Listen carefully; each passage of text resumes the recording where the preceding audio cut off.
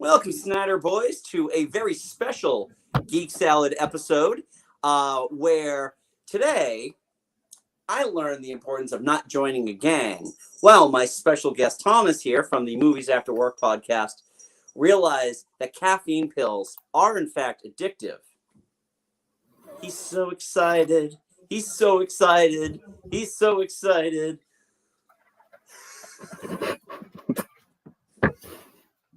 It's actually funny. Completely off topic, but not really. I found this thing on Funny or Die, which is just called. It's an entire video series called "Zach Morris is a Jerk." Yep. Definitely, yeah. I've watched that. I've watched the episode, and it turned into the episode where so now they have like the episode of Seventh Heaven where the father gets shot and blames video games. And Yep. I've been like slowly like absorbing those, and between Tom Hanks drinking maraschino cherry juice because for the alcohol, and what was the oh god, there was another one that was just like crazy. But I just love that the narrator's just like, yep, they love snitching. It's all about snitching. Seventh Heaven, they're snitching. Oh, Seventh Heaven, that youngest daughter was a sociopath. Oh yeah. She wanted the family to all hate each other. And you know what? In real life, she would have been the most well-adjusted out of all of them, with a very fulfilling creative life. And sadly, that's probably what would have happened. And the father would have ended up the same way as the actor who played him. Yeah. Dinged up on child pornography charges. The circle of life is complete. Yes.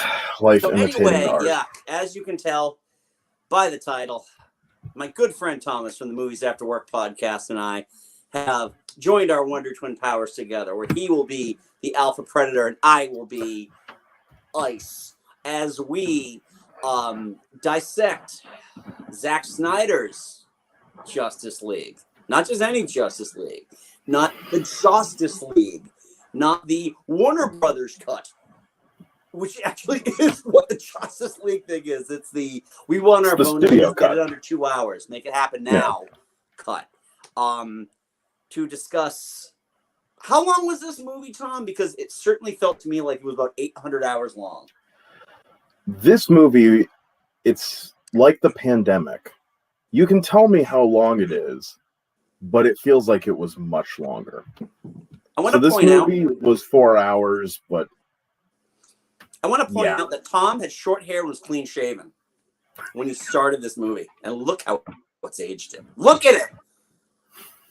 I at least had the good sense of taking breaks so I could trim my mountain man beard, because it took me a week to get through. It is that tedious. It was one of those things for me where I started it pretty much in the middle of the night because I couldn't think of anything else to do, and it was up, so I just went, yeah, sure, play. And kind of sat there watching it, just kind of dumbfounded. And then at one point went, 2 hours? That was 2 hours. I'm going to bed. Got up, and at some point during the day, the next day, I went, yeah, let's just finish this. Let's just finish the movie that I already know how it plays out. But I basically... I am out of the Geek Salad crew. Me and our original recipe Mike are the only two who have actually watched it from start to finish. We used to have a little nickname for Mike. It was Silver Lining Cicerone, because God bless him, he will find the silver lining in everything. And just to be fair, Mike is a huge DC Comics fan. He loves the lore. He loves everything. And when we were kind of discussing it via chat in our group chat, I feel bad because I kind of feel like we were ganging up on him, even though I was the only one who had, I think, watched 35 minutes of it, but again, felt like it was an eternity. I had a crew cut before I started watching it. And I felt like, I felt like we were ganging up on him, and I felt very, very bad about that because he clearly did like the movie. There was something there for him that he really, really liked. Now, our other resident DC guy is Joe. Joe can't bring himself to watch it. Joe couldn't bring himself to watch the 2017 cut, and it's mainly because of how badly I think Batman versus Superman hurt him. Yeah, Batman v Superman is helpful for me just because that was my first weekend working at the movie theater that my co-host and I met at. Oh. That was my starting weekend at that theater, was Batman v Superman. And the GM, he kept apologizing to me. He's like, we're about to get a big superhero movie, you know, it's going to be big, we're going to be really busy, it's going to be crazy for your opening weekend. I'm sorry about that. I kept telling him, like, nah, I worked the openings for Spider-Man 2 and 3 at other theaters. Like, I'm good. I'm ready. I can handle anything that's going to throw at us. Friday night, we were fairly busy. Saturday, Sunday, we were dead. Yeah. Completely dead. It was a huge opening, but it wasn't what they expected it to be. No. Didn't crack. It's one of those movies that, like, in order for it to break even, really need to crack $1 billion, and it failed to do that. Same with the Man of Steel. If you really want to break it down, none of Zack Snyder's DCEU movies have actually gone into the green at all. They're like very expensive washes. Yeah. They break even, but what's the point? What is the point of making them if all you're going to do is throw money that you're just going to get back? The real money in a Zack Snyder superhero movie has been in toys for the kids that he doesn't want to be making the movie for. Right. That's it. Like, he doesn't want his movie to be for 12-year-old boys, but he needs them going out and buying his Superman and Batman action figures to recreate the scenes that they understood. They need that, like, they've relied on that with his movies to make them financially feasible in any capacity. Right. Yeah. And it's funny too, because as you mentioned that, I can only remember, like, walking through the aisles of Target, and it's just like especially the Batman. And I will credit where credit is due. I felt like I really liked the Batfleck suit because it really did. It gave you that Dark Knight Returns look. It was a peg warmer. It was an absolute peg warmer because the kids weren't familiar with this version of Batman. You know, I mean, let's be honest. None of the Nolan action figures looked any better. Quite honestly, if you're going for DC characters, go for like the comic book based ones where he's actually got yellow oval in his chest. Yeah, if you want an action figure based off of something DC outside of the comics, you're looking exclusively at Batman the Animated Series toys. Yeah, absolutely. You're looking exclusively at those, because those ones they would nail. They put real time and effort into those ones. But again, because the tie-in merchandise and what they were showing people had the same audience. You know, Nolan, again, was that very, like, I'm making realistic superhero movies for adults that are sick of this children's stuff. And as a result, between the writer's strike that happened in the mid to late aughts and Chris Nolan, those are the two reasons that DC was behind Marvel. Because I still remember when Batman Begins came out, because I love Batman. It's one of my all-time favorite superheroes. And I still remember interviewers were asking him, like, you know, are we going to see even like just a reference to Metropolis or anything like that? And he always would just go, no, my movies are not designed to be compatible with any sort of crossovers, anything at all. Right. Which I guarantee you he did not tell them, given the fact that the DC movie being worked on before Batman Begins was Justice League Mortal by George Miller. Right. So they clearly... Yeah. It was Armie Hammer, and who was... Armie Hammer was Batman. I can't remember any of the rest of the cast. Right. Most of them, it was going to be their big break. Right. And that did not happen, which, obviously. Which was, I mean, honestly, you know, hey, Henry Cavill was basically an unknown when he became Superman, so it's not exactly an unusual idea. Right. Usually unknowns and people that are going to anger the fan base, they seem to be your best choices for superheroes. Because I mean, Michael Keaton, what was it, 50,000 write-in complaints to Warner Brothers about his casting? I can't imagine what the internet would have been like, because I remember that furor. I was a 17-year-old child when that movie came out. So I was 16 when they made the announcement, and everyone lost their damn minds because this was Beetlejuice. This is Mr. Mom. Yeah, that was Batman. The whole tag. Yeah, the whole subline to it was Mr. Mom is Batman. Right. So yeah, it's just Nolan and the writer's strike slowed down their ability to be on top of Marvel. Yeah, which they could have been, because they have all of it right there. Right. It's all in house. Exactly. It's all in house. It's not scattered. It's all right there. And I mean, it's a sign of things. I wish I had it written down somewhere, but at one point I did a whole piece on why DC struggles over Marvel.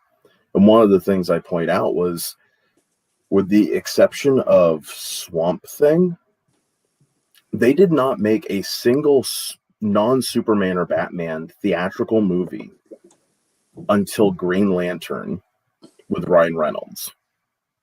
Whereas, and that's going all the way back to the 60s Batman, the movie with Adam West. Right. Whereas with Marvel, if you just go from 86, I think it is, with Howard the Duck, which was one of their first real, like, proper theatrical superhero releases of a Marvel title. Right. You know, the catalog of characters that have gotten big screen adaptations, even before you get to Marvel Studios and the MCU, is gigantic. Marvel took advantage of their catalog, even if they had to work with other studios, you know, hop around different studios to do it.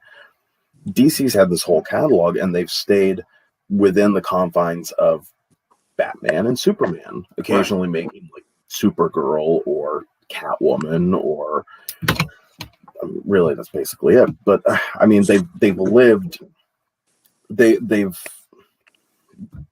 marginalized themselves. So like, Snyder could have pulled off a Justice League where he doesn't bother to establish character or powers for 2 or 3 of his Justice League before that movie, if the studio as a whole had done a better job of making stuff with these characters. Right. Yeah.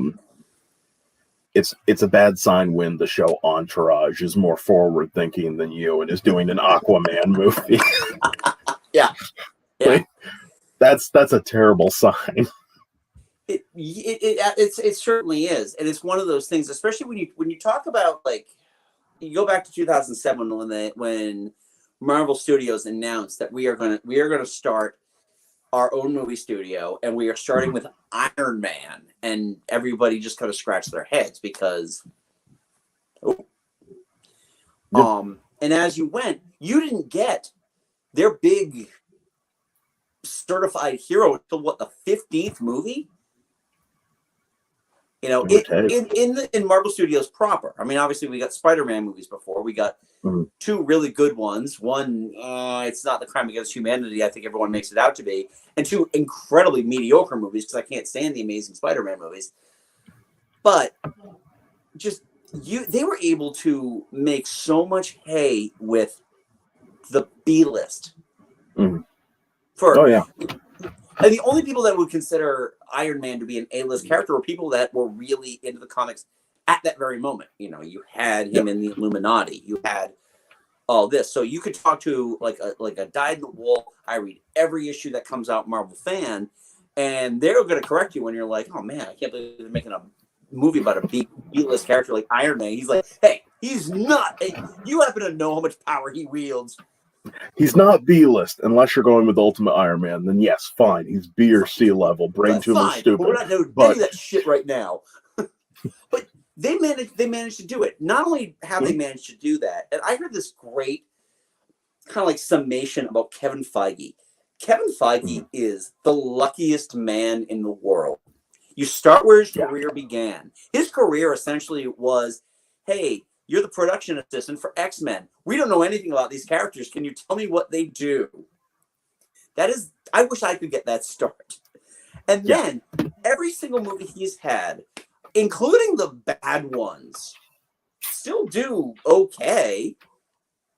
We got a comment here because my co-host Joe, B-list and even C-list. Who would have even thought a movie with a talking raccoon could be as big as it was? Joe, you beat me to it, buddy. Feige was able to take these movies and make he was really able to take all these and take risks, calculated risks, like a talking raccoon, like a talking tree, and make the most fun movie of the summer. Yeah. Meanwhile, well, it's not even just a talking raccoon and a talking tree. I'm going to make an action movie with a talking raccoon, a talking tree, and your main action heartthrob hero is the fat guy from that NBC comedy. The fat doofus from Parks and Rec. Like it was, and this wrestler that you've never seen act in a movie before, and then Zoe Saldana, because it's set in space, so we called her and she said, "Yeah, I'm obligated." There's that congressional amendment that they passed. Zoe Saldana can only do sci-fi movies. But even in the wake of a pandemic, Kevin Feige managed to find a way of taking that year off and really capitalizing on it. WandaVision, quite honestly, is the most talked about show in years. And I don't want to really, because our conversation really isn't about like the CW DC stuff. I don't want to besmirch that because there is some pretty good stuff in there, but nobody talks about these shows the way that people were talking about WandaVision. And I don't know if it was just this MCU withdrawal, because we all got a little hot and bothered when we saw the Marvel logo come up the first time in a year. Oh yeah. There was definitely some withdrawal, finally getting our fix that played into it. Yeah. But we also know that we're going there's also the fact that we're going into territory of this is a Marvel show that's got the MCU's backing and is part of it for sure.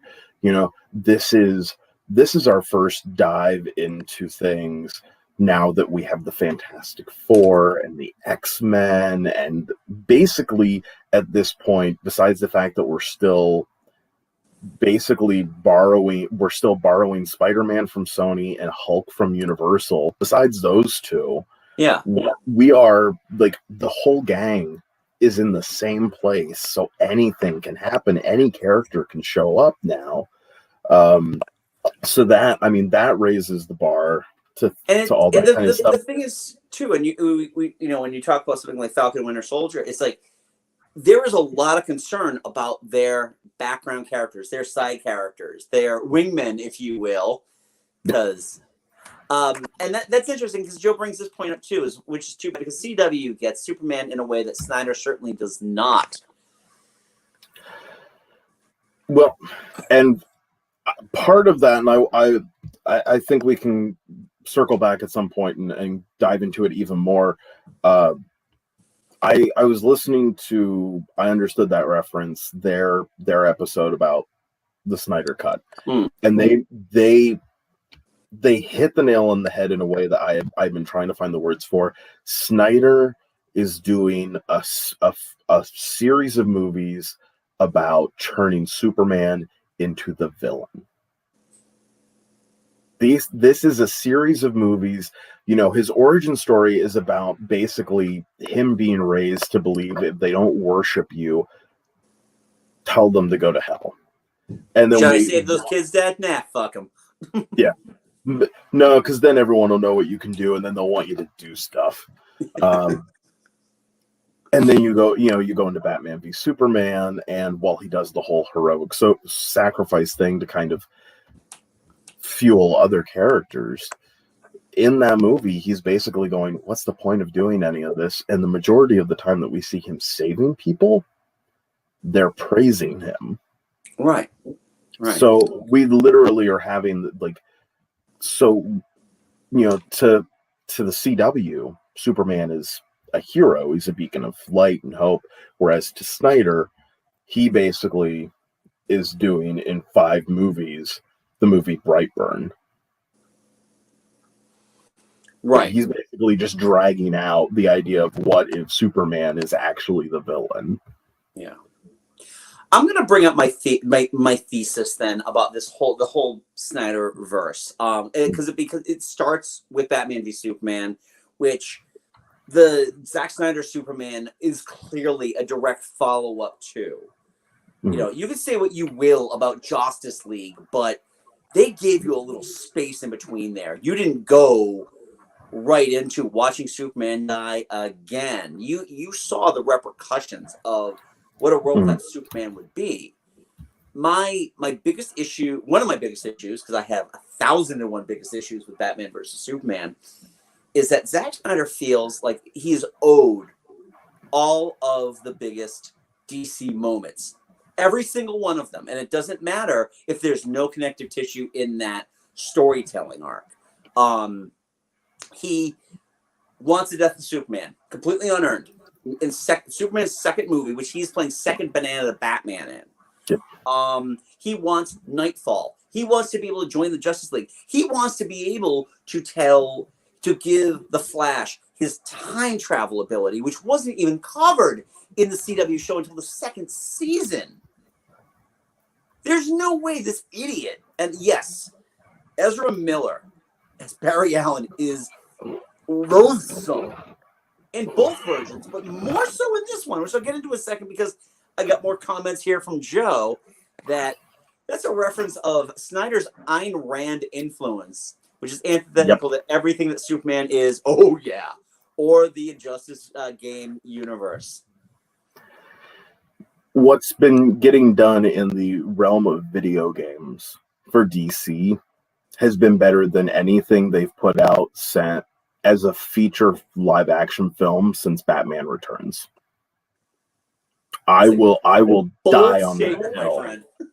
The Batman Arkham video games are superior to the Chris Nolan Dark Knight trilogy in every conceivable way.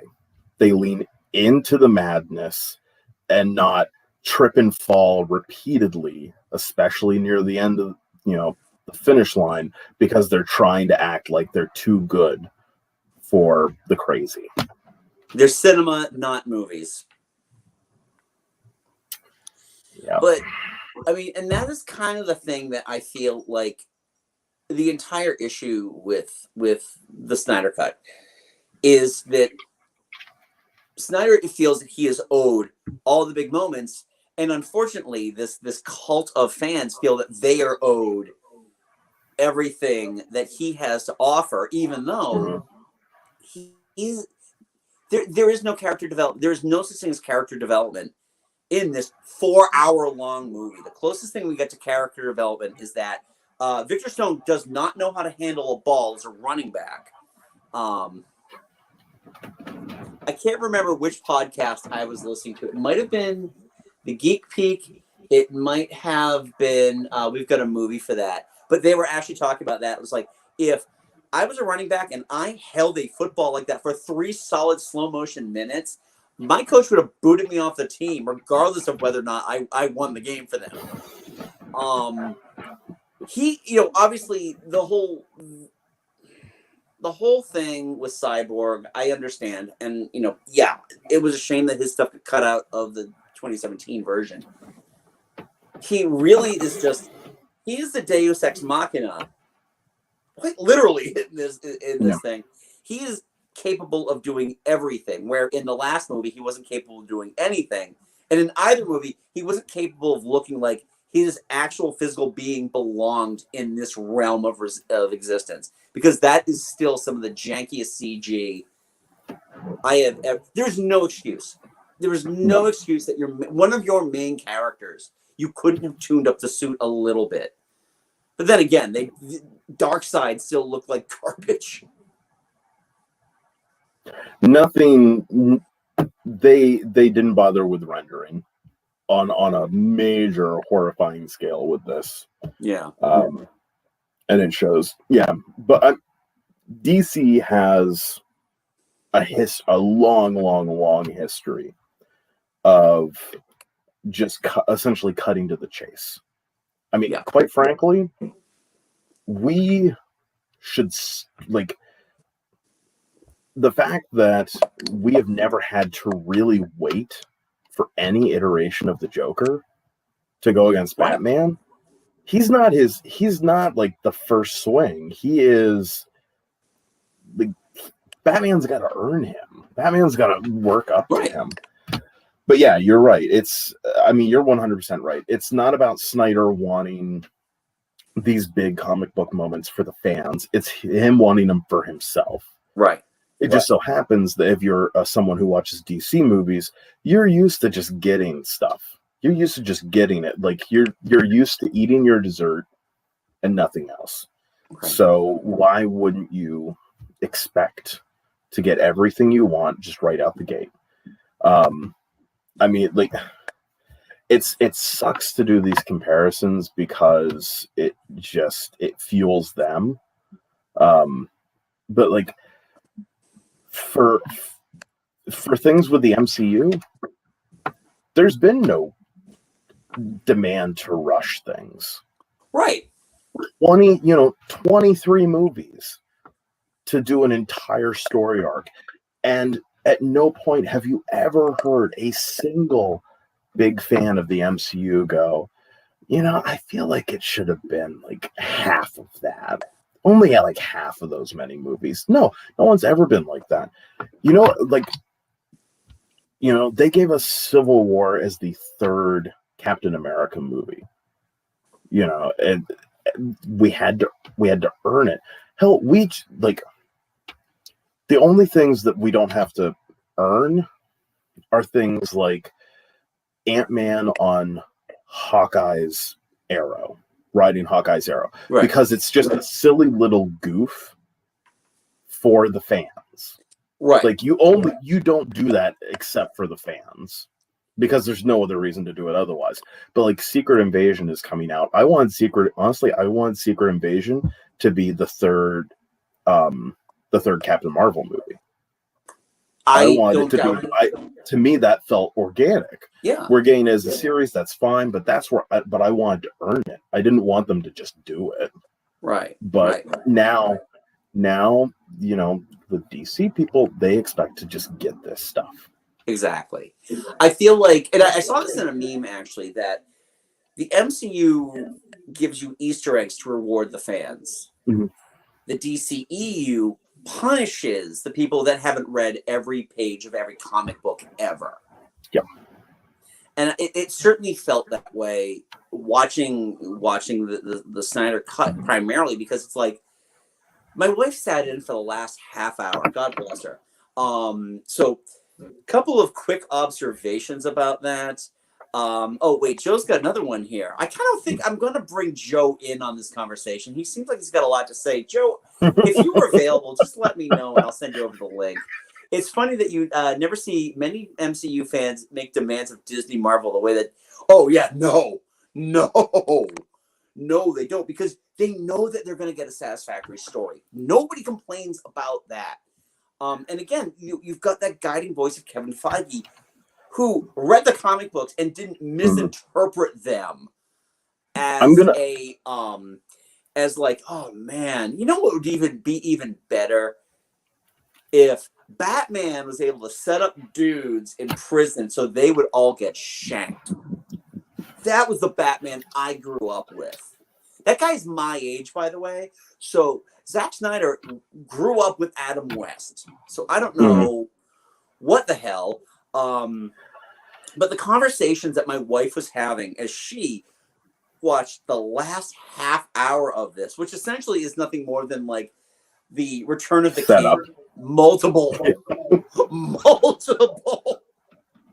Now, I don't want to make this sound like I really don't want to make this sound like I'm saying anything negative about Return of the King. I do absolutely love Return of the King. However, I feel like I'm going to share this with. I got to share this with. No. I just want to share this with Joe, so he's got this. Because if Joe wants to join us, I'm gonna let him do it because he's a member of the team. I know he's got a lot to say about this, but he. Damn it! What am I trying to say here about? Like I lost all track of. Okay. Return of the King, each one of those 50 million endings is specifically an ending about, the end of the Fellowship, the end, the finale for Frodo and Gandalf. Each one is a finale for a specific character, theme, or something about it. Whereas with the Snyder Cut, here's a bunch of different setups for all of these movies that I was going to either allow or make myself, right? Because the whole like Batman versus Darkseid, like he's 100%, he's allowing that. He was allowing Ben Affleck to make that. That was him allowing, because everything about the Snyder Cut is him trying to seize control over the characters, the world building, the rules of each world. Like, it's him trying to seize full control out of everything. That's why Aquaman is so inconsistent between this movie and his movie, is because they went into their movie and said, we cannot sustain an entire movie based off of the rules and the design that Zack Snyder tried to demand of us by putting it in his movie. Right. We just can't do that. We can't have Aquaman spend the entire movie with eyes that are practically without any iris to them. Right. We can't have we can't have a subplot about all the women all over the world that sing his praises. I gotta tell you, and that's this. For all the people saying like, oh man, what a like, what a put down towards women, that one like Flash lands on her breasts accidentally scene. Yeah. This movie takes that out and offers you up like 15 other even worse options. That whole scene with Iris, because I was tweeting with you. Yes. When I was watching that, and I'm like, how is this not assault? It's like, the one thing I never really liked about the way that they decided to do Flash, other than, more slow motion. And by the way, God bless the nerd that figured out 10% of this 4-hour movie was actually shot in slow motion. That's astounding. But you knew that was going to be a big question on everyone's plate. But I feel like once you've seen Evan Peters do it in the kitchen of X-Men Days of Futures Past, everything else is going to suffer as a comparison. Even Evan Peters' own like speed scenes after that. But it's just like the Flash's powers never seem to make any sense at all. I understand that he's fast. You really can't explain the lightning all that well. And he's so fast that he's doing like all of this stuff, but things aren't moving. Like, things are moving like where he could not possibly be moving fast enough. And again, like I mentioned before, you had to blow your theoretical wad on time travel, which, by the way, I needed a podcast to tell him. I think it might have been Geek Peek to actually explain that to me, because I had no idea what the fuck was going on. He's running really fast, and he's healing himself. Didn't know that was a power that the Flash had. He's not Logan. And it's just like, it's astounding that they put so much time and effort into their worst character. Meanwhile, Wonder Woman is out there missing the penis that she had 70 years ago, because they never once thought that, maybe Wonder Woman might have a sequel in between. Maybe, I was just assuming Diana's just been out there, celibate the entire time. Snyder didn't care. No, Snyder didn't care if there were sequels. That, like, Patty Jenkins has very professionally had to basically go, yeah, I had to deal with Zach Snyder's version of this character and combating it to be able to make a movie that actually functioned. Because literally, like, okay, the studio cut. The studio cut is Wonder Woman is the moral center of this group, which is a great role for her. She questions the efficacy of bringing Superman back from the dead. She has that, it's way too much about, her dead boyfriend again, and is incredibly ironic given 1984. But still, she's the moral center of, like, ethicalness of what we should be doing and how much we need to be doing stuff. In this movie, she gives exposition in the first hour and then is useless for the last 3. Yeah. She has no plot. She has no, she is not moving. She does not move the movie forward an inch after that first hour when she's done giving exposition, after going to the magic exposition room. Well, she also did manage to convince a man to join the team, so... Well, she didn't convince Cyborg to join the team. She basically let him know that the team existed, and then he chose to join it because his dad got kidnapped. Okay. So she is barely more influential than Indiana Jones and Raiders of the Lost Ark. Just barely. Basically, it's the whole, without Indiana Jones, the Ark would still be out there. He helped make sure it got put away. That is, that's the grasping at straws that you have to do in this movie for Wonder Woman. And it sucks. It's complete bullshit that she's left with nothing. And she, Gal Gadot even said she didn't go back for reshoots. Right. So what, did she not go back for reshoots because they legitimately thought they had everything they needed when they clearly didn't? Or did she not go back for reshoots because she was like, you're not going to give me anything to do for this 4-hour movie? Well, then, no, I'm not going to go film this nightmare sequence with you. People can wonder where Wonder Woman is during it. Right. Yeah. And all right, so there are a couple of scenes that I want to talk about real quick that I'm referring to as just the I must be taking crazy pills scenes, because these are the scenes that have gotten the most praise, and I genuinely feel like I am taking crazy pills listening to that. Yeah. When Steppenwolf steals the mother box, which, by the way, CG MacGuffin, right out of the gate, it's like we don't get Superman's awful chin, but we get this box that is essentially made of pixelated liquid. It's virtually the same scene as before, but for some odd reason now deserves all the praise that it gets, because he looks like a hammerhead shark from Davy Jones's crew in the second Pirates of the Caribbean movie. Well, it's a little bit longer and there's blood splatter. Oh, that's right. You actually see him kill people.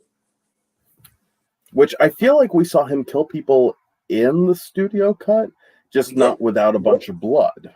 Right. No, we actually saw him just kill a lot of women, actually, which again is a weird thing. But one of those was a Whedon addition, though, because it did not appear in the Snyder version, where they are down. They're trying to rescue Victor's father, Miles Dyson. And Steppenwolf like interrogates this woman. She doesn't know where the mother box is. He breaks her neck. Everybody else kind of gets off at just being thrown against the wall. Oh, I forgot about that. Yeah, that's one of those things I was very careful to look for it this time. I was like, I wonder who was responsible for this one. Yeah. But you know what Snyder was responsible for in that scene, and it's one of the few scenes my daughter watched that she called out on. Walking up 3 flights of stairs.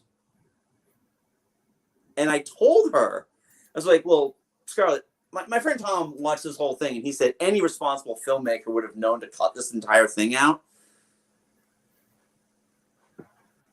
And you know exactly what I'm talking about. They're literally walking up stairs. Yeah. Well, it's like, how is the Flash hopping between each of them, whining at all of them to hurry up? I need someone to legitimately give me a defense of why that's better than him rambling about how confusing brunch is. Tell me how that's better. Tell me how him oogling, or however you pronounce it, Wonder Woman, and trying to get Cyborg to basically encourage him to go try to score with her. Tell me how that's an improvement to the brunch rant, or to accidentally falling on the boobs and being regretful about it. Instead, we have him purposefully leering at her.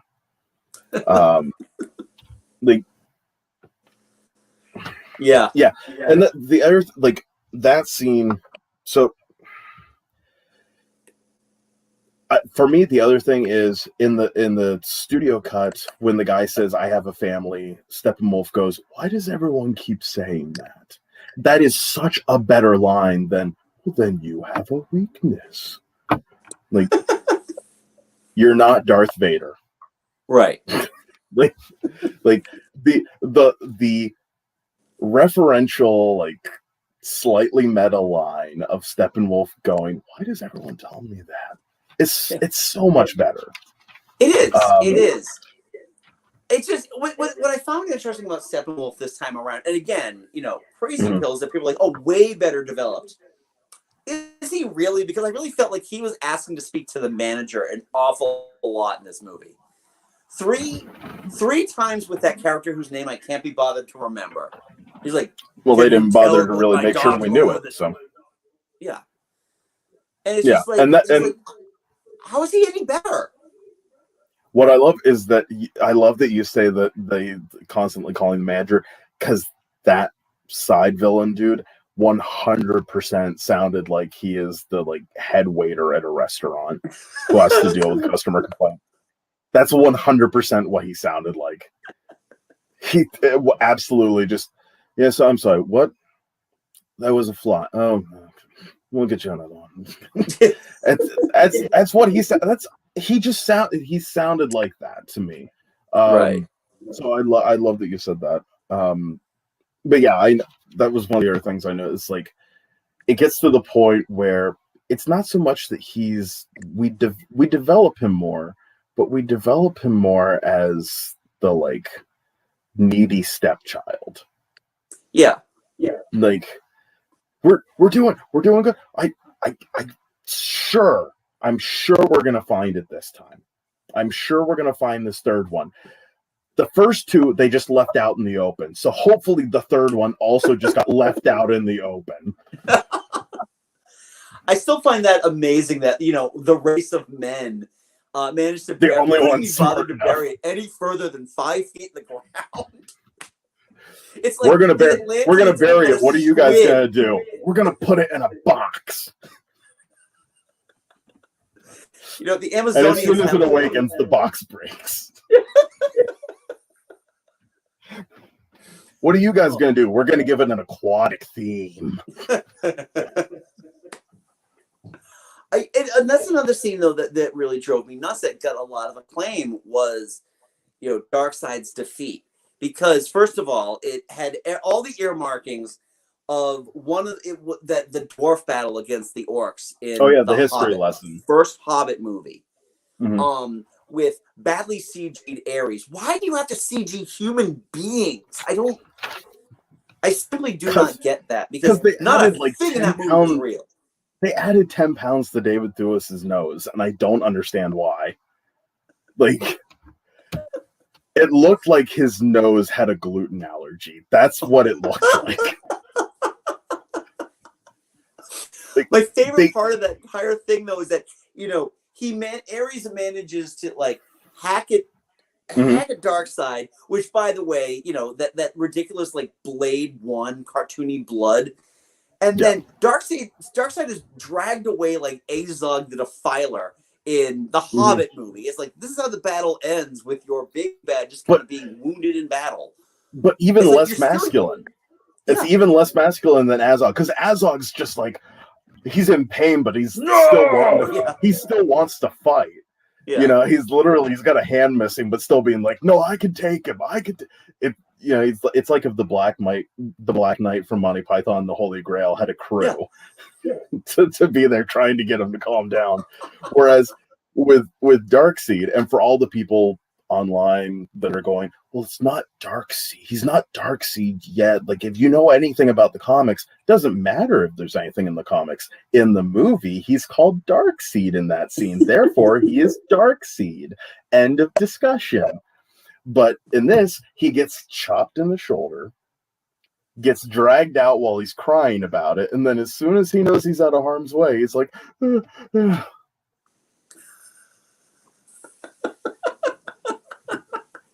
And it's one of those things where it's just like, they did what nobody had ever done. They defeated him, and I'm sitting there going, because they're the first people to try? Like, it's like the school bully, and then finally one day one person goes, has anyone tried kicking him yet? I'm going to just kick him and see what happens. But yeah, within the first hour of this movie, we go, just so everyone knows, the ultimate baddie of DC, the ultimate overlord evil guy, he was once defeated by someone that just one of our Justice League members defeated all by herself. We're going to be fine, guys. No stakes. We've officially made no stakes for the entirety of this DC franchise. Yep. And you're only an hour into the movie, too. You still got 3 hours to slog through of this thing. Yeah. And then the third scene that, like, really drove me nuts for the acclaim was that discussion between Batman and Joker at the very end. It's just like, first of all, the worst Joker. There's nothing about Jared Leto, and this is coming from someone who despised the Joaquin Phoenix Joker movie. I do not get the point of that movie. But Jared Leto is quite honestly the worst Joker. They didn't even let him kind of even be jokery in this, other than like handing him the card. And it's just like, oh, this is so badass. It's like, do you remember about a year or two ago, there was like that meme that was going around on Twitter about like, if Warner Brothers just released a Batman versus Joker movie, it would make the Avengers look like the Powerpuff Girls. And everyone was like, wait, oh, I'm sorry, you weren't informed about this list of movies.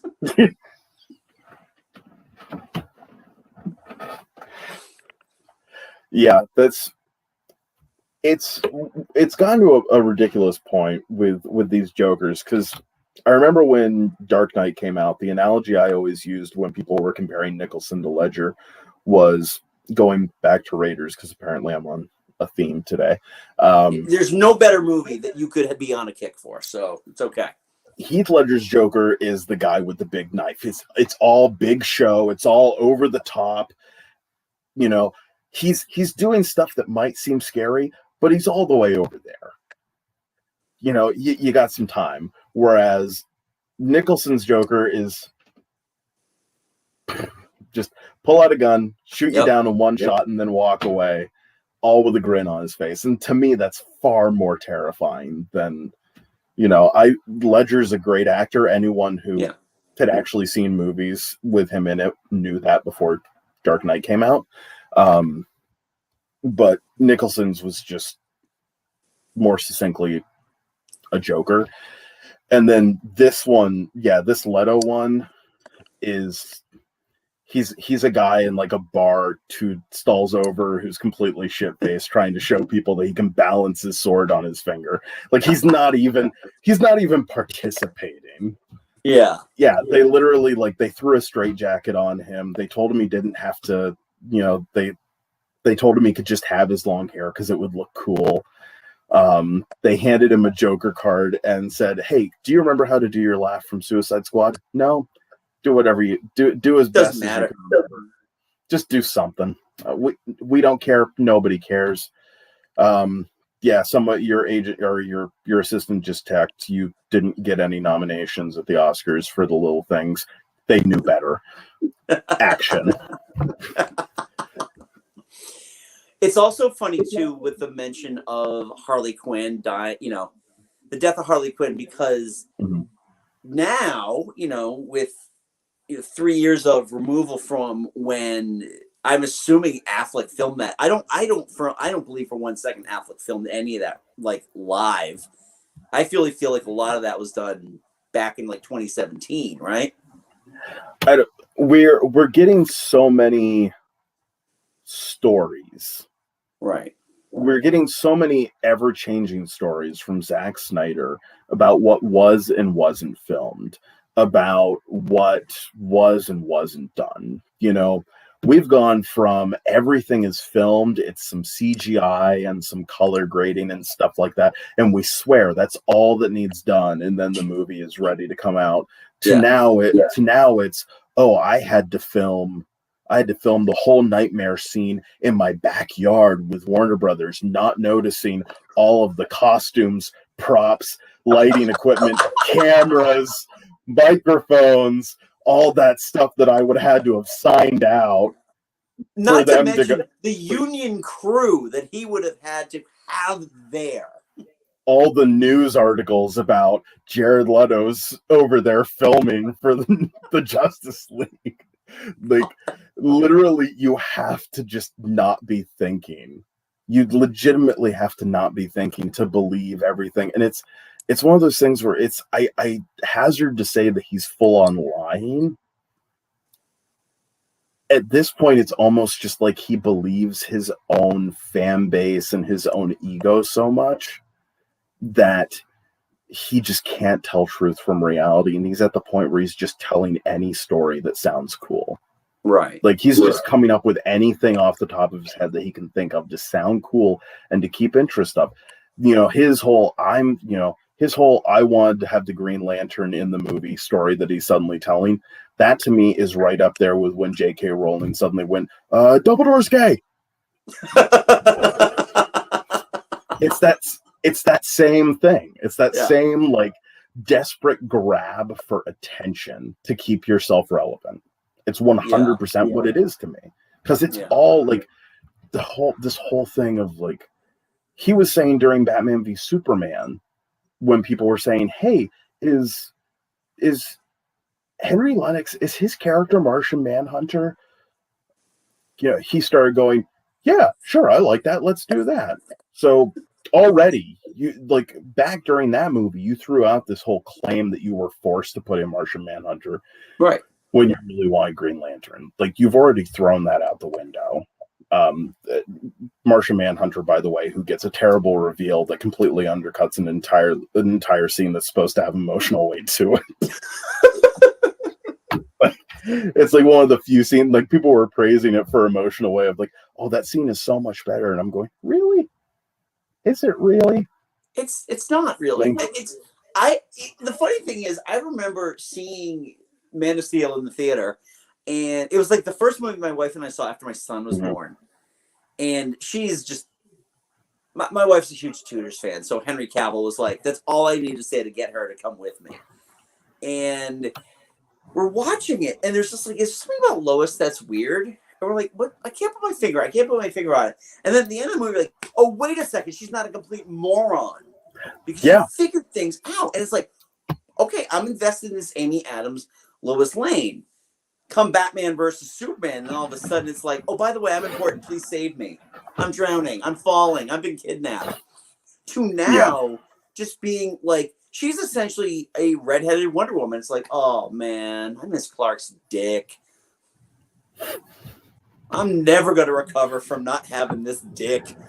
Yeah, and that's another thing. The studio cut had her where she wasn't necessarily doing the same level of reporting that she had been doing in the past. Yeah. But she was strong enough to be able to try to know that she needed to be doing something to be healthy. In this movie, it was just her being like, no, I can't do anything because the hurt is too great. I miss him getting in half clothed into tubs with me to make out. I need that in my life again. I need him cooking plastic eggs while watching the news. I can never go back because Perry keeps hounding me for that football story. Every single time I walk into him, he goes, hey, your horoscopes today. And I go, that's not how newspapers work. And he goes, shut up and do horoscopes. Every time I see that scene, I'm literally Han Solo going, that's not how newspapers work. See, I always go to the old lady in the commercial going, that's not how that works. That's not how anything works. It's insane. Yeah, you're right about Martian Manhunter. The funny thing is, I mentioned my wife having watched like the last half hour. And when they get to that cut, which is no longer a post-credit sequence of Deadshot, showing up on Lex Luthor's yacht. And first of all, because my wife has not seen BVS, she's just like, wait, no. It's like, yeah, that's Jesse Eisenberg. So then Deadshot shows up and she's like, I thought Deadpool was a Marvel character. And I'm like, yes, he is. Yes, he is. But the beauty of cinema, it's the power of who goes first. Yep. The DCEU would have been better off never touching Darkseid because realistically, Thanos came first in the auspice of cinema, which in our lifetime, in our genre, just the way that we genreize everything, that is really what matters. It's not about who came first in the comic books. Nobody gives a shit because we still haven't gotten a decent Doctor Doom yet. But thankfully, DC hasn't come out with their like parallel to Doctor Doom, which I guess would have been Lex Luthor, but that wasn't fucking Lex Luthor. No, they had someone, I can't remember who it was, but they had someone that was a lot more on point. And I mean, the reality is people always like to claim like, oh, whoever wrote it first, that's the better one. That's, that one was successful and the other guys ripped it off, and both sides ripped each other off. Right. But, the point that my father, he's one of those people, he still has so many comic books. He has like, he bought Watchmen when it first was published. He had, he was buying X-Men comics back, he got to buy the first X-Men comic where Iceman got his powers honed in enough to actually be made of ice instead of being a weird snowball. He's been with all of these characters for practically his whole life. Yeah. So he's always more than ready to be blunt. I think it was, I'm going to say Thor, but I could be wrong. But with Thor, he just flat out just went, it's amazing they've been able to, it's amazing they're able to make a fourth movie out of a character whose stuff in the comics was constantly just so stupid. Yeah. He would say stuff like that. Guardians impressed him because he literally was like, yeah, I never cared about those comics at any point in time that they've existed. So he was like, I don't know anything about it, and they make the movie look good. It's impressive. But the thing he always pointed out was 2 months before the first issue of X-Men came out, DC released the realistically unknown until a couple years ago Doom Patrol, which is about a group of superpowered people being led by their mentor, an elderly man in a wheelchair. But the thing is, like, DC has always sucked at writing alter egos. Not always, but it was probably the 80s that they started getting good at it. Yeah. Because like if you took like 60s and 70s and you took, you know, a page from a Green Lantern, a Green Arrow, a Flash, an Aquaman, like anyone but Superman and Batman. You took a page from all those, put them in front of people who read all of them regularly, and unless they recognize the page, they would not be able to go, that's Flash, that's, you know, that's so-and-so, that's because their alter egos were all dime a dozen identical. Marvel thrived because you would pick up a comic and go, I relate to this character. It's the only reason that Marvel survived. And Yeah. we're seeing that in these movies now too. Like all these characters in these Snyder movies are dime a dozen. Like he's writing the same character over and over again, whereas where the MCU has gotten everything right is they're not loyal to the continuity of the comics in terms of storylines. They're loyal to the comics in terms of who the characters are. Yeah. At their core. Yeah. And they're getting the core essence of those characters. And that is I think that is key. In fact, Disney Plus is a really good documentary that just came out about kind of like Behind the Mask. And that's the thing is that you don't take the biggies. So, you know, you mentioned you take Bruce Wayne, you take Superman out of it. And you ask a person on the street who the alter egos of Green Lantern, Green Arrow, Aquaman, the Flash, they're not going to be able to tell you. You know? No. Spider-Man, Peter Parker. Fantastic Four. Oh, that's Reed Richards. That's Sue Storm. Captain America, Steve Rogers. Who's Iron Man? Tony Stark. It's the person behind the costume that is the hero, not the hero who has to live this horrible double life. And this is one of the things I really love about the MCU is that they're not so fixated on secret identities in the way that DC used to be, because let's be honest, the Justice League threw that out the window where, like, you know, you think that Batman's got the best protected identity in the world, then Aquaman's just like, way to go, Bruce Wayne, with all the singing Icelandic women. Dressed like a bat. Like, what? Who told you? How did you... Alfred worked so hard on that voice modulator, and it just was completely pointless. One of the best things that one of the other podcasts talked about was the fact that, like, when Bruce is dressed up as Batman, but he's just with the Justice League, he still talks like this. It's like, come on, you dickhead! They know who you are. Stop. Well, I think it's like put into the suit, so I'm willing to give them that. My problem is that his suit. And I noticed it when I was going back through just to kind of gather my notes. The thing that bothers me with his suit is literally just the fact that I feel like he's walking around like this. Yeah. Like I feel like he's like it's forcing his body into a weird position that he's having to walk around in. Whereas with every other Batman, it looks like they're getting to just have their natural body shape and form and all that kind of stuff, whereas it seems like that one's kind of contorting him into one. Right. While we're on the subject of Batman, you would figure at this point they would have figured out something to do.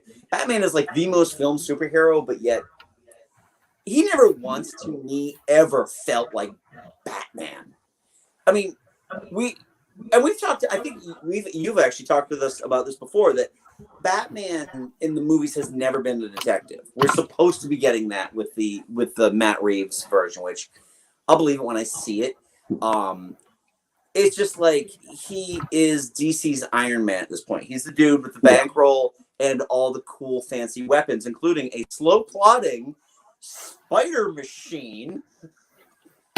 And a cool tank that they released an image for, got everyone excited, and then they sat through the entire 4 hours to go, oh, that still was the only time it's literally in the movie. It may as well have been awkward.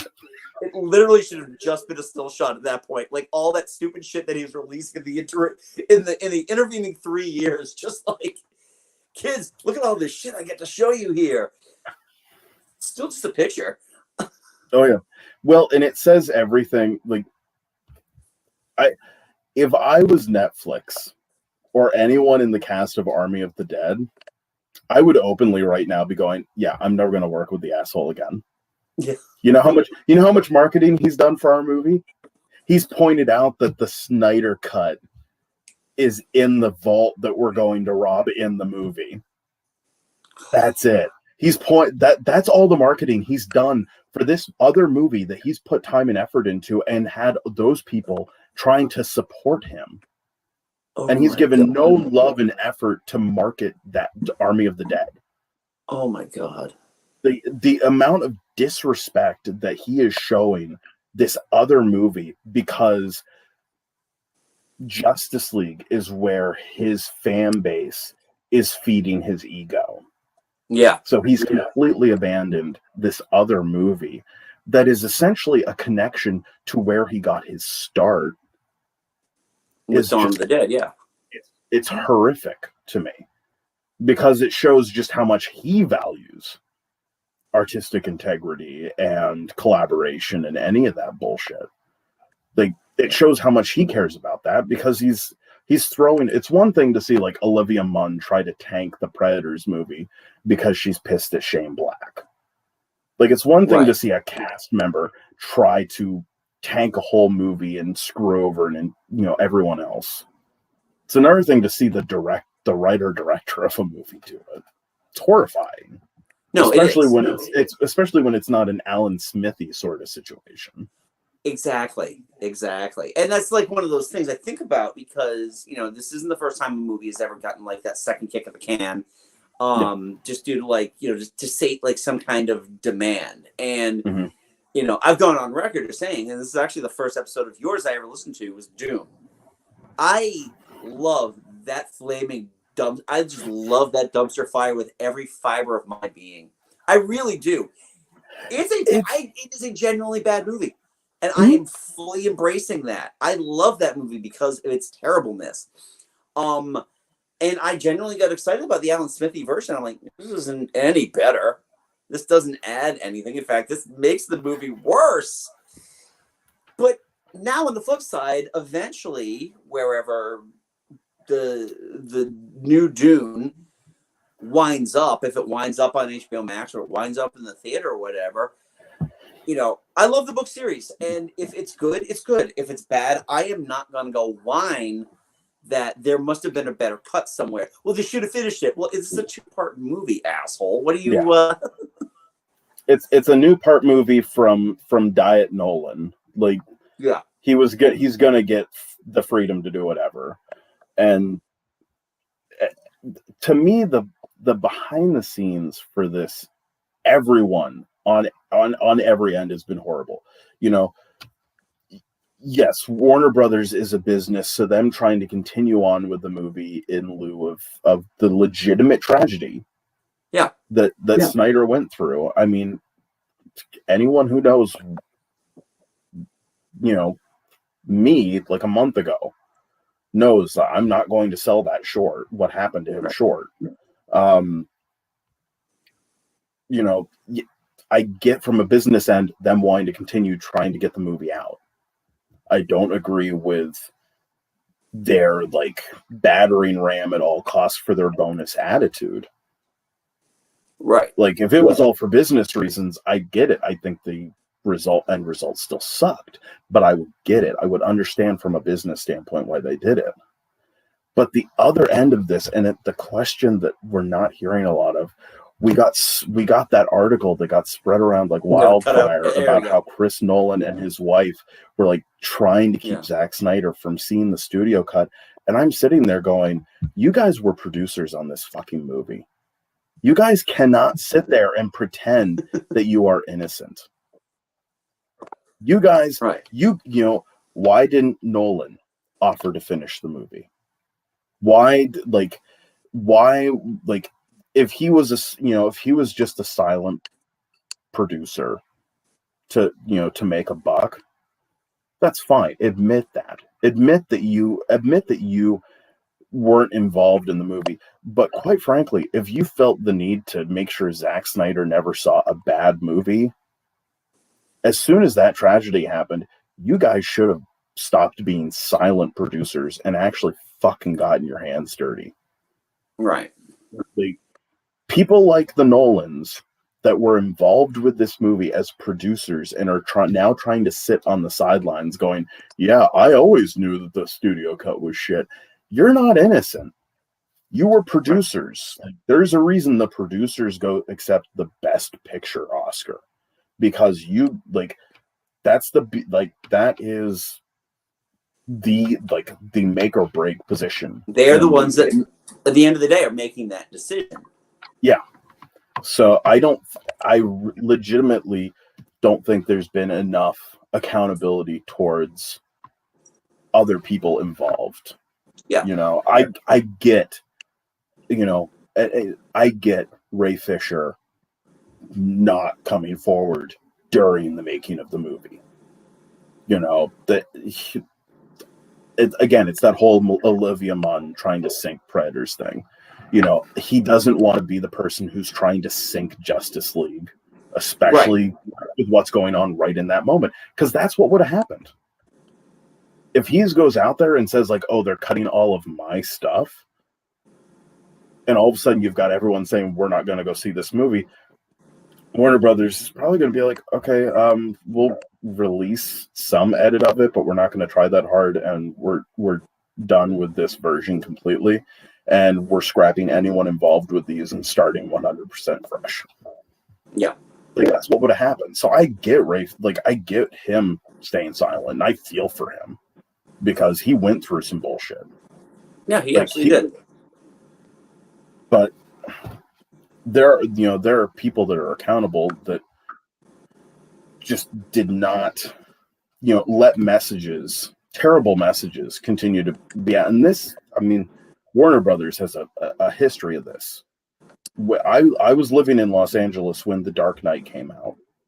Within a week of Heath Ledger dying, every single bit of promotional material in Los Angeles was taken down and replaced with promotional material with Heath Ledger's Joker on it. Yeah. They turned the marketing of that movie into, if you don't go see this movie and if you don't love it, you're dishonoring Heath Ledger's memory. You know what movie didn't do that? Imaginarium of Dr. Parnassus, the actual movie he was working on when he died. They didn't pull that shit out. There was one interview with Vern Troyer because he was the last person to film a scene with Heath Ledger ever. And he talked about the experience. But they didn't market that movie off of the death because it wasn't Warner Brothers. And that's the difference. It wasn't Warner Brothers. They weren't marketing off of this controversy and stuff. And that's what happened with Justice League. And now they've got someone they've got someone at Warner Media who's basically this Ann lady who's essentially gone, oh wow, there's consequences for how we behave and who we allow to have a voice. Yeah. Because I mean, literally what they've done for years, the Snyder Boys, has been horrifying. Like, going back to the whole, like, comparing to Marvel, it's like if Marvel fans have been putting hashtag release Black Widow now under like Marvel condolences for the passing of Chadwick Boseman, because that's the kind of shit they were doing.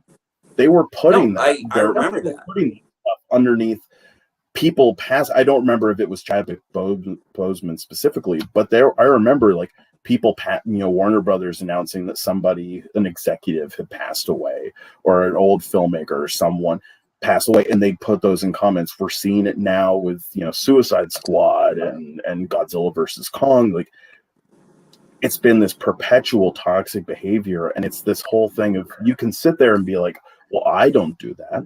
Like, I support the cause for this reason or this reason, but I don't do that. Okay. You need to do something about those people that do, though. Right. Whoever the core of the core of this group, at the end of the day, the core of this group are the ones doing this. They are the ones out there, like, posting things on Twitter going, hey, everyone, on this day for this hour, just keep tweeting this hashtag. And then going, we made it to 1 million. Okay, well, how many of those were you? Right. And that's the point that, when we talk about the financial viability of the Snyder films, a million tweets doesn't equate to the $1 billion+ these movies need to make to keep prompting them to make more.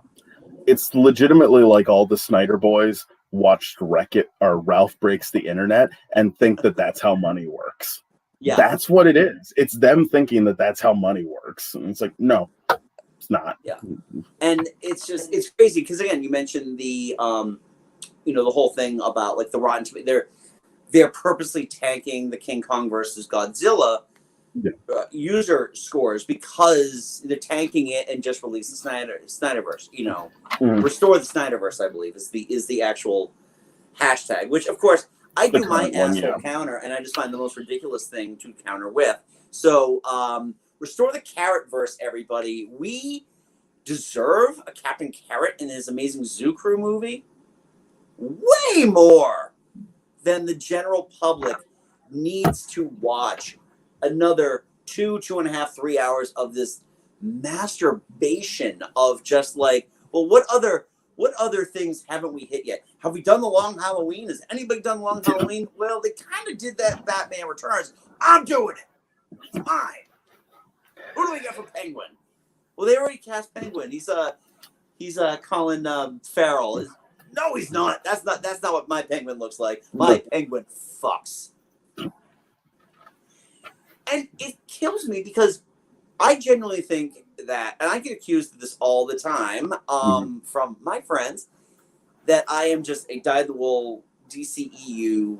I'm just going to hate upon them. I hate using the word hater because it's just not really the best term.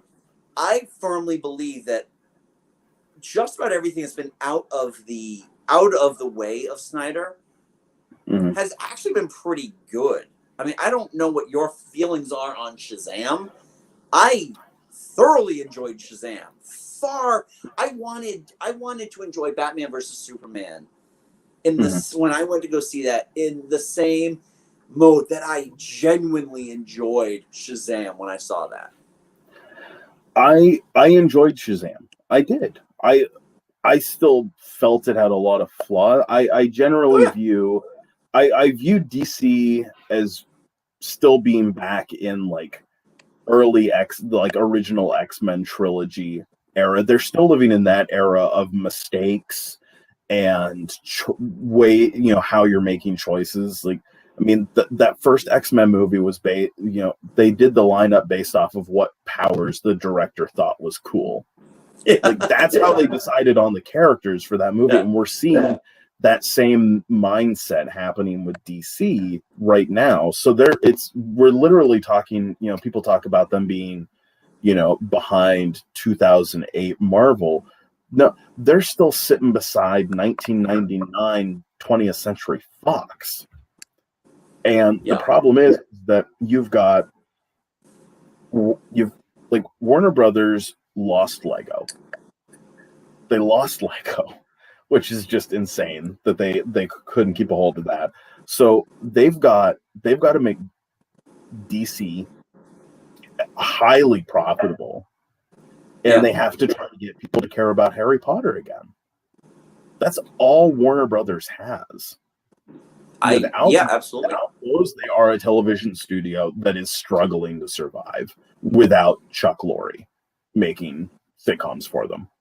Right. It's what we're down to. Yeah.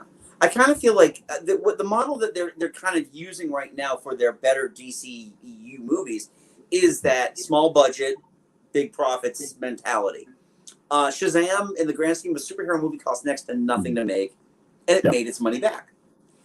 Harley Quinn and the Birds of Prey, or the Birds of Prey and the Emancipation of One Harley Quinn, whatever title you want to call it, I think it broke even, but that has more to do with the pandemic. And quite honestly, it is phenomenal. I did not expect for 1 minute I was going to enjoy it nearly. That's the issue with DC's movies. Their trailers don't get me in. If I'm sitting down and it's being shown in front of me, then I'll begin to give it the buy-in. And that was very much that way with Harley Quinn. And for once, they're giving me a trailer of a movie I want to see. I had a blast watching the Suicide Squad trailer, and I have gone on record multiple occasions saying the first Suicide Squad is an odious movie. It is more shots of Harley Quinn and Margot Robbie's hot pants encased ass that got more screen time than most supporting characters in the movie. Yeah. And after the development they gave her in Harley Quinn, now in the Suicide Squad, you give it the hard R rating. You have fun with it. I bet even with the James Gunn budget, it's still lower than a Justice League, which I think initial production budget pre-Snyder was $300 million. And we're never going to get a real number. You just rest assured, we don't get a real accurate number for Snyder. I want to say it's anywhere between 100 and 150. I know they're still lowballing it with 70. There's no way if there was that amount of restoration that needed to be done on what is essentially unusable dailies. Mm-hmm. There is no way that movie didn't cost them an extra $150 million. Yeah. Oh yeah. Well, it's just like the choices that are being made financially are mind-boggling, because go with the this Matt Reeves Batman movie, it looks like you don't need a lot of money for CGI and stuff like that. They're going with prosthetics. They're going for something that's more of a, in a sense, grounded. It's got like a semi-film noir thing. It's very clearly Matt Reeves' homage to David Fincher. It's very much that. And you're getting kind of the same. My only issue with the Suicide Squad, as I mentioned on our show, is the trailer feels very proof of concept still about the tone. I need a little bit more, and that's in part because of how much I didn't like the last one. But I also just need to know that I'm not seeing an R-rated Guardians of the Galaxy with characters that I don't know, or at least don't know. Because I mean, for me, like, I'm still, I'm one of those crazy people that still isn't sold on Margot Robbie as Harley Quinn. So it makes it harder for me to, for me, I watched Birds of Prey, and I felt like I was watching a movie that was trying to be a Deadpool movie, but also trying to not appear to be trying to copy Deadpool, and so as a result, was randomly like leaning in and then pulling back from what it was trying to do. It also suffered from the fact that clearly they knew everyone hated Jared Leto's Joker and said, okay, well, we're not even going to use him for the beginning for a breakup scene that's absolutely essential to the start of this movie. Like, we really, like, this movie really should start with, like a prologue or an opening that's, Harley before dumping Joker. But everyone hates Jared Leto's Joker, so we're gonna just skip to the dumping because you know what? I really kind of, because I started watching the Harley Quinn animated show at the same time I watched the movie, I'm kind of using the cartoon to fill in the blanks. It makes a whole lot of sense, and realistically, that's the Harley Quinn I really want to see. I want to see full-length Harley Quinn movie, animated Harley Quinn movies. I think that's what I'm trying to say here. And, I mean, quite honestly, the best movie DC has put out in decades has been Teen Titans Go to the Movies. Which, have you watched that yet? I know Alex had mentioned to you several times. I don't know. Have you actually watched that yet? I still haven't, just because it's still never on anything. If it's on, it's probably on Netflix, which is the one I don't have. So, if I find it, I will let you know where you can watch it, because it is everything that Justice League either cut should have been. It had the references in there, but it still kept them the characters comic book accurate to an extent. It can get dark. I'm sure. Mhm. I think. Yeah, I remember Alex telling you about the whole necklace. Throwing the Oh necklace yeah, on Martha and throwing her into yes, the alley. Yeah. yeah, yeah. But it Which gets. But it's Easter eggs. It's those Easter eggs that mhm. reward the fans that understand what the Easter eggs are and not punishing everybody because they don't understand. They didn't Yeah, read, all of the run of Marv Wolfman's Teen Titans in the 80s when they all fuck. And that's also the best version of Deadshot you're going to get, where he's just Slade. Because they knew better. Because they knew Deadpool was already around. yeah.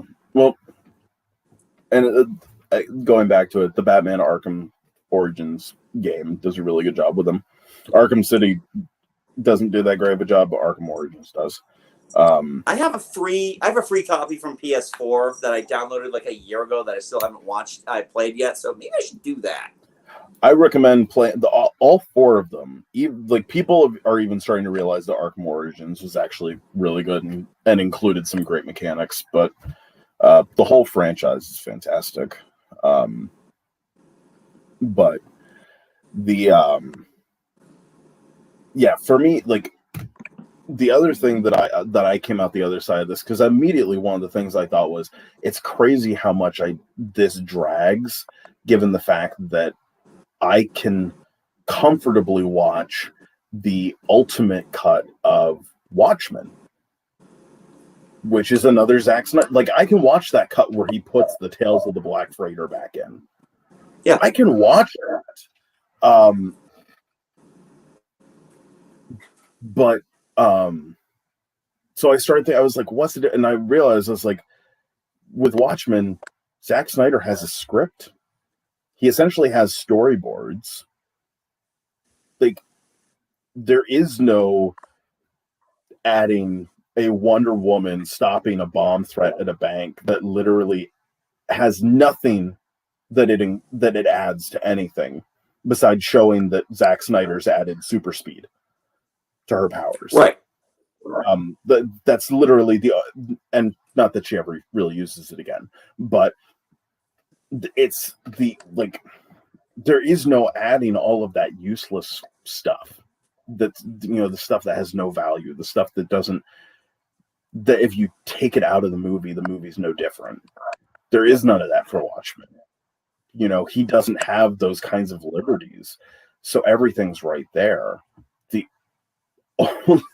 the other thing this made me realize is, I was just like, oh wow, Alan Moore's writing is so good that even when Zack Snyder adapts it into a movie and clearly does not get the awareness level that each character is supposed to have, they still have it because Alan Moore is that good a writer that when somebody else butchers his stuff, because it's very clear from watching Man of Steel, Batman v Superman, and Justice League that Zack Snyder did not get Watchmen. It's very clear he did not get Watchmen at all. He basically just lucked out. But I think there's I don't think it's coincidence that the movie Zack Snyder made that is universally agreed upon as I like it is 300. Another one where he had the script and the storyboard presented to him in a graphic novel, and there was no goofing off with it. He had a world that he had to live in, and that was the end of it. And I don't think it is, I don't think it's coincidence that he is there for that happens. And then you go into stuff where he has creative liberty and it goes off the rails, where it's just where you get things like he has Superman, kill Zod, and people don't like it, and you can have a legitimate debate about that. But then he goes, okay, well, I'm going to have this whole opening bit of Batman v Superman be about all the casualties and how it's going to actually impact the story of Batman v Superman. What's your next scene going to be? oh, it's going to be Superman just killing a dude because the dude has a gun to Lois Lane.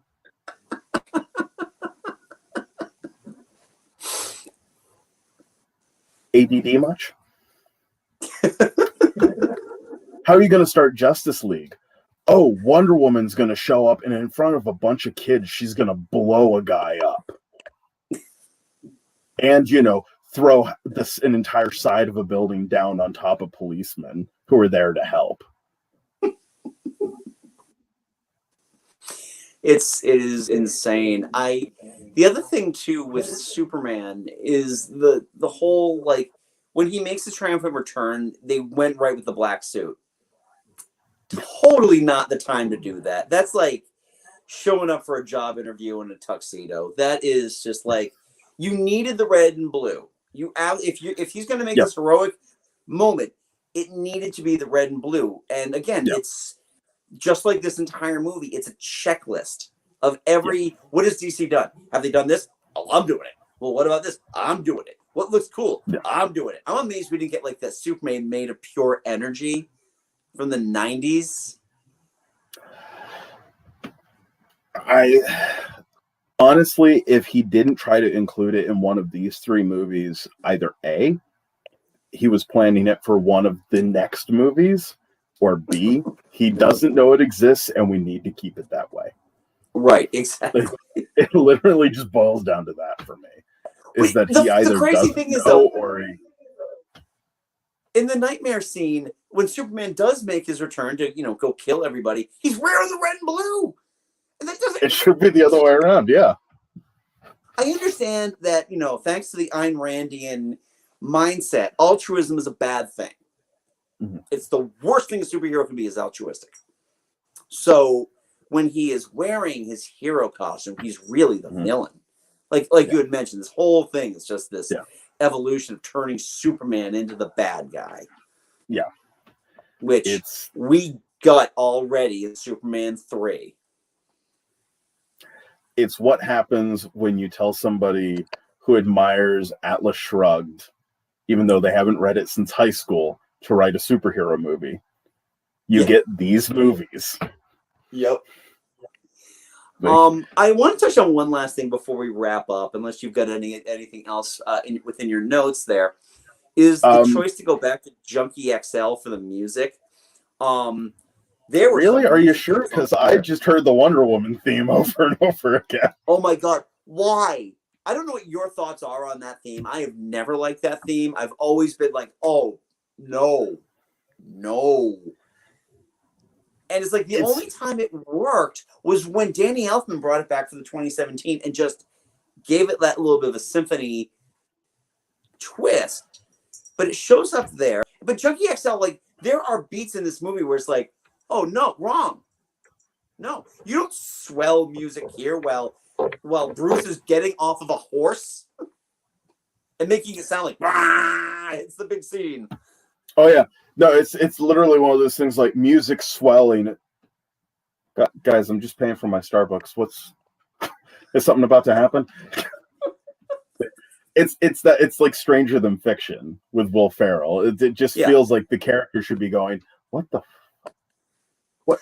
Guys, nothing's I'm paying my gas bill, guys. What? Oh, it's it's insane. That's all I really have to say about this thing. If and just to address anyone watching this, if you enjoyed this, good. I am honestly glad that you found something to enjoy in it, because at the end of the day, the one thing is that people are enjoying superhero movies. These characters are getting out there. Not the way I want to do it, not the way Tom wants it, but they are still out there. They are still getting that recognition. I would rather have a bad Batman or Superman movie than no Batman and Superman movie, but when it comes to Batman, it's not like we don't have to wait 2 years before we get another one anyway. Yeah, and every 5 to 6 years, we once again have to watch his parents die. Yep. It's just reality. It's just the way life is. and there's no avoiding it. I kind of want to see what the actual time frame is. I want to see if it is like 5 to 6 years, because we had 89, and then I think it was 94 or 95 for Batman Forever, which decided to retread on it. That was spot 95. Yep, so 6 years. They didn't really touch on it in Batman v Robin. No, so it wasn't until Batman Begins where he was having like 15 flashbacks all at the same time. Yeah. And those flashbacks were about times that he had flashbacks. That was one of the other things. Cyborg's whole like discovering his powers and like giving that woman a bunch of money. That was like 15 different scenes all spliced together. I had no idea what order they were happening in. I don't know why, but why in the afterlife would you still be wearing your Letterman's jacket? Is that like legitimately? You are essentially a god now, and that's what you choose to wear your underarm, because the Under Armour logo was very prominent. I gotta tell you, buy one. I need to know what religion it is where when you die you go back to high school, because I refuse to follow that religion. No, that's a religion I want nothing to do with. But I also find interesting too is that we know we constantly, even in this universe, have seen Batman and Superman's origins. We've seen the birth of Wonder Woman. We've seen what makes Cyborg.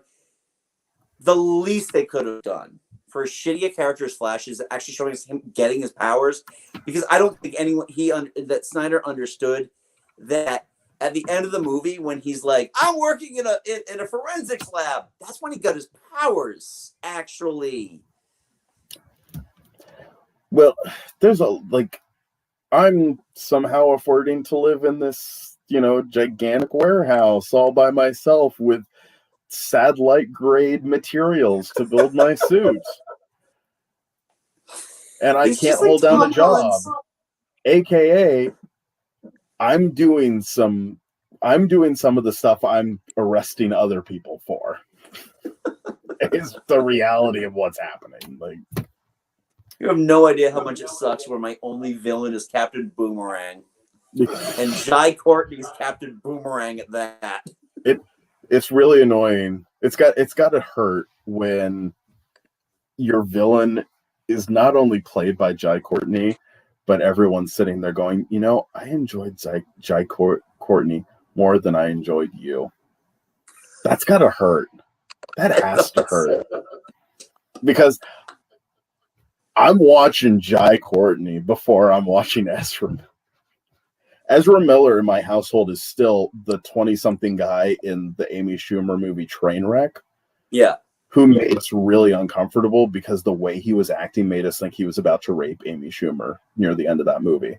He feels like he's going to rape her. And we almost left because we were like, if that's what happens in this movie is officially not okay anymore and we're out. And he still has that vibe here. Yeah, he definitely has that vibe there. And it's one of those things where people seem to have forgotten that, he choke slammed a fan. Yes. He literally choked out a fan, and for some reason we're giving him a pass on that. Because he convinced enough people that it was a staged goof. And so enough people believed that it was a staged goof that he and that person were doing together. And so now you've got people that will legitimately get angry if you bring it up. Right. Because, no, it's not true. It's not really what happened. Also, someone really needs to tell Amber Heard that you can't hide from the abuse that you've done by slapping a bad British accent on. We still know it's you. Oh, you mean the bad British accent and then the bad Scottish accent that followed it? Really, it was a bad tour of the UK. It was just a bad, I honestly think if they had given her more dialogue, we would have been sitting there going, holy shit, now she's from Wales? Why? Cut her off before she gets to Northern Ireland. I don't want to hear that. Oh, God, yeah. It's just, Alarmed, who was it? Willem Dafoe shows up again. This is the 1.5 hour that my wife watched. She's like, "Oh my god, what happened to him?" I'm like, "Well, first of all, this was definitely a reshoot. There's no way that Willem Dafoe was already in the ether when Aquaman was being filmed. That they're like, oh no, we got to shoot all these scenes with the weird dude." Mm-hmm. Oh. No, if he had filmed all of that stuff and it had gotten cut from the original, we would have heard about it. Oh yeah, he's not staying silent about that. He's going to be very public. Like he's going to be very public. Like, yeah, I worked on that movie, and then they cut all my stuff out. Like, yeah. I'm not coming. He's got no fucks to give. I mean, the dude literally has run a career off of no fucks to give. Are you going to nominate me for an Oscar for this? One day, maybe I'll win. Willem Dafoe is literally just walking around going, I have terrified film crews and Lars von Trier with the size of my penis. I win. You will never defeat me.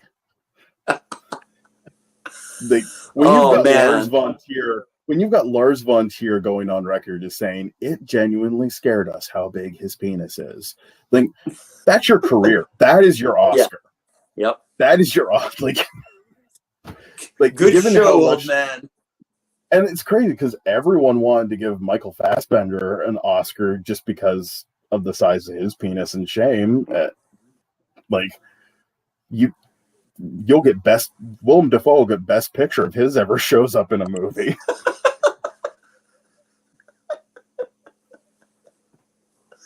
I still haven't seen that movie, by the way. And I think that's a good note to close.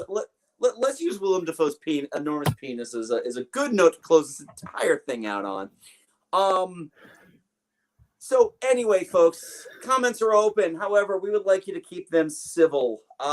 What were your genuine thoughts on the Snyder Cut? Did you like it? Did you not like it?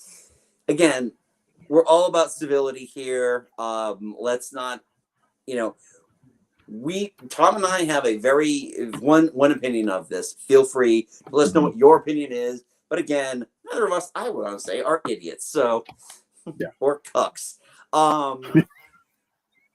So also, if you like conversations like this, don't forget to hit the subscribe button. Give us a big thumbs up. Tom, where can they find you? You guys can find me on Twitter, running our show's Twitter feed at movieswork. You can also email us moviesafterwork@gmail.com. And then anywhere that you listen to your podcast, you can find our show: Spotify, Apple Podcasts, Google Podcasts, Podchaser.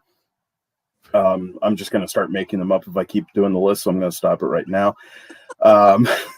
It's one of those things where I always feel like I'm going to start listing some and somebody's going to go, those aren't real things. And of course, my only response is going to be, holy shit, you listened to our whole episode? That's great. You made it? Yeah, you made it to the end.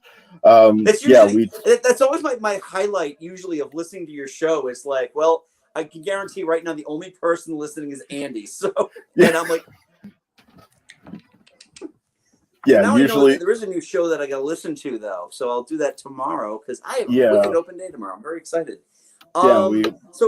You can find us at Geek Salad. You can find us wherever you find Tom's podcast because we're all in the same places. So check us out. Also, we're on Twitter at Geek Salad Radio, Facebook at Geek Salad Podcast. We also have a TeePublic store, Geek Salad Podcast. So buy our wares. I promise. Maybe all right. I keep promising I'm going to make new designs, and I have a feeling when I'm going to make them will be the day after I get my second COVID vaccine, because I'm going to be sick as shit. So the only thing I'm going to be able to do is sit on my bed with my laptop. Maybe I'll design stuff then. I've debated doing merchandise for our show, but really all I can ever think of is just something that says I'm sorry on it that we give away for free. That's all I can ever think of. All right. Well, Tom, thank you so much for joining. Thank you, everybody, for indulging us in our therapy session. And yes. We will talk to you later this week when Mike and I finally review the Pixar movie Cars. Or as I like to call it, Pixar's Justice League, the Zack Snyder cut. Pixar's aisle A3 of the toy aisle at Target. So anyway, until next time, go forth and be nerdful. We'll talk to you later.